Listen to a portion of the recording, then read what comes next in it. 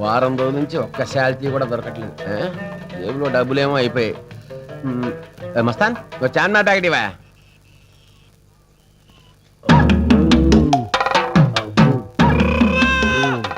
ఏంటో గోలి చూడ కొట్టండి.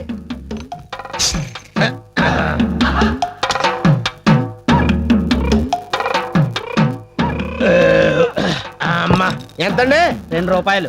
ఇదిగో పుచ్చుకోండి. చిల్లర లేదు వై, చిన్న నోట్ ఏదైనా ఉంటే ఇవ్వు. లేదండి, ఉన్న 10,500 నోట్లేనండి. ఎలాగంటే తీర తాగేశాను. ఏం పర్వాలేదు, ఆ 2 రూపాయలు నా అకౌంట్ లో రాసుకో. అదేంటండి నా సోడాకి మీ అకౌంట్ ఏంటండి? ఏం పర్లేదు, సోడాయే కదా. చిల్లర కోసం ఇంత పెద్ద సిటీలో ఏం వెతుకుతావు? పైగా హైదరాబాద్ నీకు కొత్త. అయ్యి బాబోయ్, నేను ఫస్ట్ టైం బొబ్బర్లంక నుంచి హైదరాబాద్ వచ్చానండి. తమకి ఎలా తెలిసిపోయిందండి? అది బొబ్బర్లంకే గనక. ఏంటండి మీరు బొబ్బర్లంకండి? బొబ్బర్లంకండి మరి సపరేట్ అండి. అవును, అప్పారావు సుబ్బారావు ఆదినారాయణ ఎలా ఉన్నారా? ఏంటండి అప్పారావు సుబ్బారావు ఆదినారాయణ తమకు తెలుసండి. మంచివారండి, బాగానే ఉన్నారండి. ఏమండి ఆగండి. మన ఊరి చెరువు గట్టు పక్కన సత్యమ్మ గారి మనవడు హైదరాబాద్ లో మంచి పొజిషన్ లో ఉన్నాడు అన్నారు. కొంపతీసి తమరేంటండి? కరెక్ట్ గా పట్టేసావా? పట్టేశానండి. నేను పట్టేస్తానండి బాబు, నేను పట్టేస్తానండి. నా తెలివితేటలు గొప్ప తెలివితేటలండి బాబు. చూస్తే తెలుస్తుంది. ఏం పని మీద వచ్చావు? మరండి మా నాన్నగారు నన్ను ఎప్పుడు పనికిరానిదవా అని తిడుతుంటాడండి. అందుకని ఇంకా లాభం లేదనుకుని ధాన్యం డబ్బులు సాగుగారి దగ్గర ఉన్నాయి కదండి, ఆయనతో చెప్పకుండా తీసుకొచ్చానండి. మంచి పని చేసావా? నేను ఎప్పుడు అంతేనండి.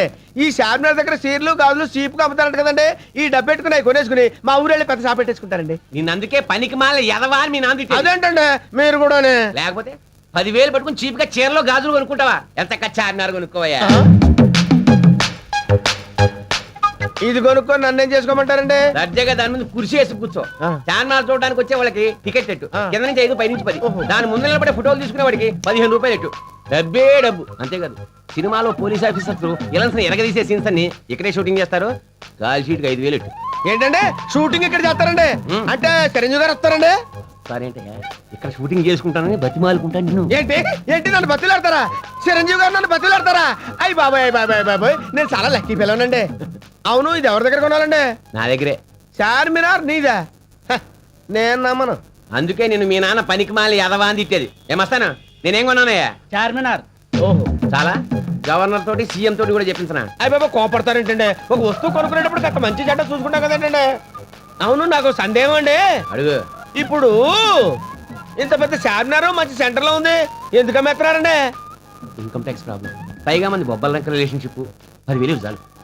ఏంటి 10,000 డెడ్ షీప్? అదిగోండి ఉంచేయండి. ఏమన్నా 1 మినిట్ అండి. అంతా మీకు ఇచ్చాను అనుకోండి, సోడా కట్ట తాగడానికి ఇబ్బంది అవుతుంది. ఒక 500 ఇలా ఇచ్చేయండి.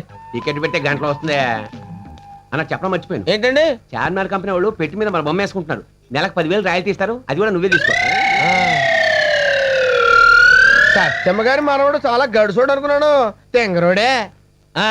లేకపోతే ఇంత పెద్ద చార్మినార్ సిగరెట్ పెట్టా మీద చీప్గా అమ్మేస్తాడా? ఎలా బతుకుతాడు ఏమో.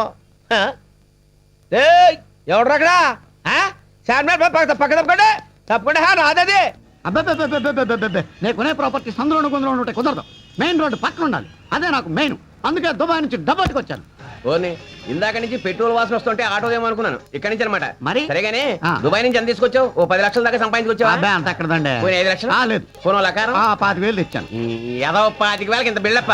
ఈ మాత్రం దానికి దుబాయ్ దాకా దూపించుకోవడానికి ఏ పాకి పని చేసినా ఇక్కడ వచ్చేది కదా. భలే చెప్పావా? నేను అక్కడ చేసింది నా పనే.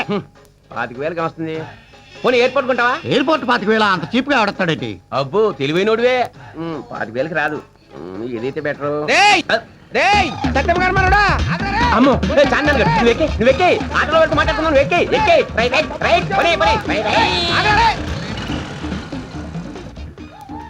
నీకు మెయిన్ రోడ్ పక్కన ఉండాలి కదా. ఇదిగో ఈ హుస్సేన్ సాగర్ ఎలా ఉంటది?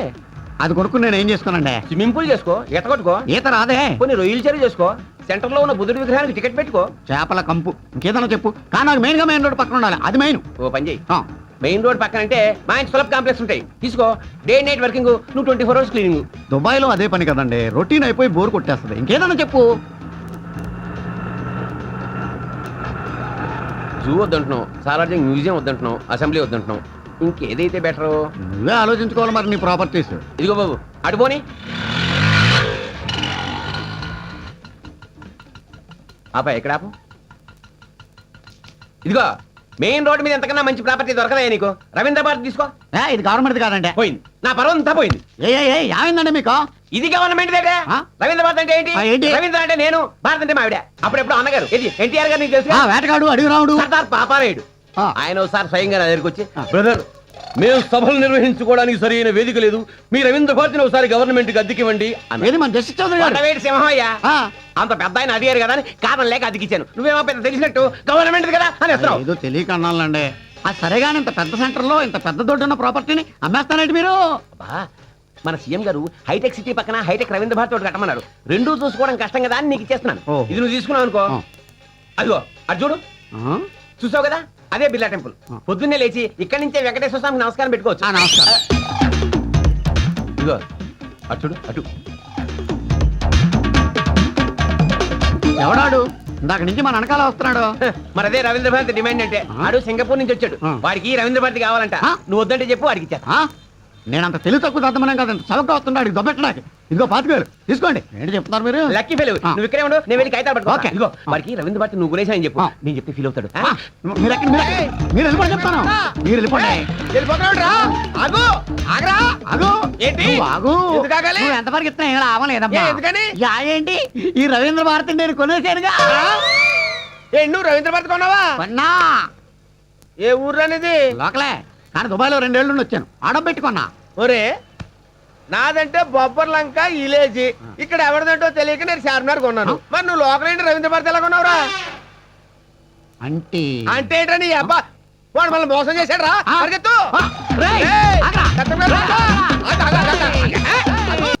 సరే రామారాయ టూడియో కొంటానయ్యా కానీ ఈ టూడియో నీదేనన్న గ్యారంటీ ఏంటి ఇదేంటిది సేవు పోగులు ఇది నీదేనని గ్యారంటీ ఏంటి సేవు నాదైనప్పుడు పోగులు నాయ కదా రామానాయుడు నా పేరైనప్పుడు స్టూడియో నాది కాదా కరెక్టే. పదా స్టూడియో చూసుకుందాం పదా ఏ పైసలు లేక చూడదేనా బాయ్ ఇదేంటి నీ టూడియో లేకెళ్తాక నువ్వు అంతం లంచుతున్నావు కదా బాబు జీతం నేను 100 తక్కువ ఇచ్చాను చూసే అంత ఓపెన్ ప్లేస్ ఆ. ఇది కూడా డబ్బింగ్ థియేటర్ ఆ. అదేమో ల్యాబ్ ఆ. అవతల ఫ్లోర్ అన్నమాట ఆహా. ఈ ఖాళీ ప్లేస్ లో ఎంత కొబ్బరి తోటలు వేసుకోవచ్చు ఆ గంగ బండలతో ఎత్తు వేసుకోవచ్చు లేకపోతే షాపింగ్ కాంప్లెక్స్ కట్టేసుకోవచ్చు ఏయ్, ఏయ్, ఆగు. ఆగరా రే. ఆగరా. ఆగు. ఆగరా. బాగానే ఉంది కానీ నచ్చకపోతే వదిలే అది వాడు చూడు ఎవరాళ్ళు ఈ స్టూడియో వాళ్ళకి అమ్మని వారం నుంచి తెగ ప్రాణాలు తీసేస్తున్నారయ్యా అమ్మో ఏమైనా సరే ఈ టూడియో నేనే కొంటాను కొనేసుకో మరి ఆ, ఇదిగో డబ్బులు 10,000 తీసుకో ఇదిగో స్టూడియో నువ్వే కొన్నాను వాళ్ళతో చెప్పు నేను చెప్తే ఫీల్ అవుతాను అలాగే చూసావా ఈ హడావిలో పడి జాగింగ్ చేయడం మర్చిపోయాను అది చేసుకోండి చేసుకోండి ఏయ్, ఇదిగో రాఘవ. మీరు ఎంత పరిగెట్టుకు వచ్చినా ఏ లాభం లేదు ఏ? ఏంటి ఈ టూడియో నేను కొనేసాను ఆ? ఈ స్టూడియో నువ్వు కొనేసావా ఆ, ఏ ఊర్రా నీది దవ్వండా దూతాను కానీ మీ ఊరి పేరు చెప్పరా మీ ఊరేంటి దవ్వండా దూతాను కానీ ఊరి పేరేంట దవ్వండా అని ఉండరా నేను అడుగుతాను ఇప్పుడు చెప్పండి మీది ఏ ఊరు దవ్వండా దువ్వేవు కదా అది కాదురా నీది ఏ ఊరు నాది దవ్వండి ఇది ఏ ఊరు ఏమున్నది దవ్వండా అయ్ బాబోయ్, చంపేస్తాను నిన్ను. ఊరి పేరు చెప్పండి, చంపేస్తాను. నీ పేరు నీకు చంపేస్తాను ఇక్కడ నిన్ను. అయిపోయావు నువ్వు ఏ ఊరు అనేది ఏ ఊరు అనేది ఏ ఊరు యాం కొడతావా ఏ ఊరిది కొడతావేంటి ఏ ఊరిది దవ్వండా అయ్ నీ ఊరి పేరు ఏదో చెప్పరా తణుకు పక్కన ఉంటది దవ్వండా అదవ్వా నువ్వు దువ్వ నుంచి వచ్చావేంట రామానాయుడు స్టూడియో కొనడానికి ఆయ్ కొనేసావా మొత్తం సింగిల్ పేమెంట్ లో కొనేసానండి టోటల్ గా అంతా కొనేసావురా నీకు రన్నింగ్ రేస్ వచ్చా చిన్నప్పుడు పరుగు పందెంలో సభ్యులు పెట్టుకుంటూ వచ్చింది కదన్నా అయితే ఇంకేంటి పరిగెట్టు ఆడో పెద్ద ఫ్రాడ్ ఆడు ఇడికి చార్మినారు నాకు రవీంద్ర భారతి నీకు ఈ రామానాయ స్టూడియో అమ్మేశాడు పరిగెట్టు, పరిగెట్టు. వచ్చిందా నీకు దీంతో కలిపి మొత్తం 56 ఎత్తాలేవయ్యా మంచి పార్టీ రాగానే హైటెక్ సిటీ అమ్మేసి what you say hitech city అమ్మేస్తున్నారా ఎంత how much tell me shop ఎవరు బాబు నువ్వు మై నేమ్ ఇస్ సోతిముత్యం ఫేస్ చూడగానే తెలిసిపోతుందిలే యా ఎవరు బాబు ఉంది పెద్దాపురం బిజినెస్ పని మీద వచ్చావా నో హైదరాబాద్ సిటీలో ఏదైనా ప్రాపర్టీ కొందామని వచ్చాను ఏం కొంటావు మా ఆవిడ చీరలు ఆరబెట్టుకోవడానికి చార్మినార్ కొనబెట్టుకుంది ఏంటి చార్మినారా చార్మినార్ ఎలా కొంటావు నువ్వు మొన్న నాకు అమ్మేత్తని ఏంటా ఓ షిట్ పోనీ మా ఆవిడ ఒడియాలు అప్పడాలు ఎండబెట్టుకోవడానికి ఏదైనా స్థలం కొనమంది రవీంద్ర భారతి ఖాళీగా ఉందా రవీంద్ర భారత కొన్నారు అది నాగమేస్తానే నీకమిశాడా ఓ మళ్ళీ షిట్ పోనీ మా ఆవిడకి షూటింగ్ అంటే ఇష్టం రామానాయుడు స్టూడియో ఖాళీగా ఉందా ఖాళీగా ఉంటే కొంటావా నేను కొన్నాక మళ్ళీ నువ్వు కొంటావా కొను మాత్రం కొంటావా కొను ఓహో పోనీ నాకు అమ్మడానికి ఏమన్నా నీ దగ్గర ఉందండి ఆ బిర్లా టెంపుల్ అమ్ముతాడు కొనుక్కోండి ఏరా లేకపోతే పని చేయండి అసెంబ్లీ అమ్మేస్తాడు ఏరా లేకపోతే గోల్కొండ మెత్తాడు ఏరా అదే అదే అది చంపేస్తాను నిన్ను వీళ్ళని ఎర్రి పప్పలా చేసేసి హైదరాబాద్ పాటలు పాటలు కింద అమ్మేస్తావా? ఆ?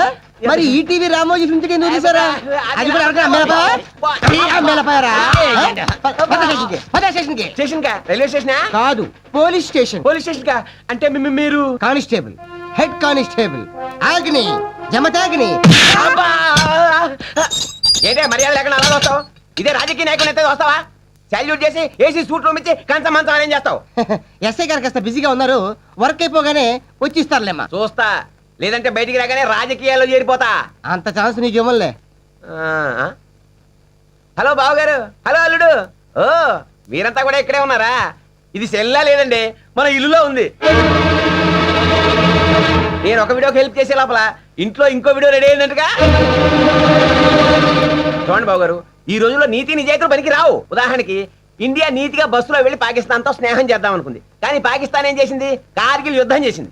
దేశమే నీతిగా ఉంటే బాగుపడినప్పుడు ఆ దేశంలో బతుకుతున్న మనం నీతంటే ఇన్నాళ్ళు కలవని మన మనస్తత్వాలు ఫైనల్ గా ఇలా జైల్లో గెలిచాయి. కాబట్టి రేపటి నుంచి మన ముగ్గురం ఒకే రూట్ లో పెడదాం.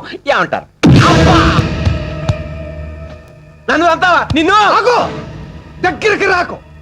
ఈ చేతులతో సొంత అల్లుండే చంపిన వాడిని నిన్ను చంపడం పెద్ద కష్టమో కాదు, శిక్షలో పెద్ద తేడాను రాదు.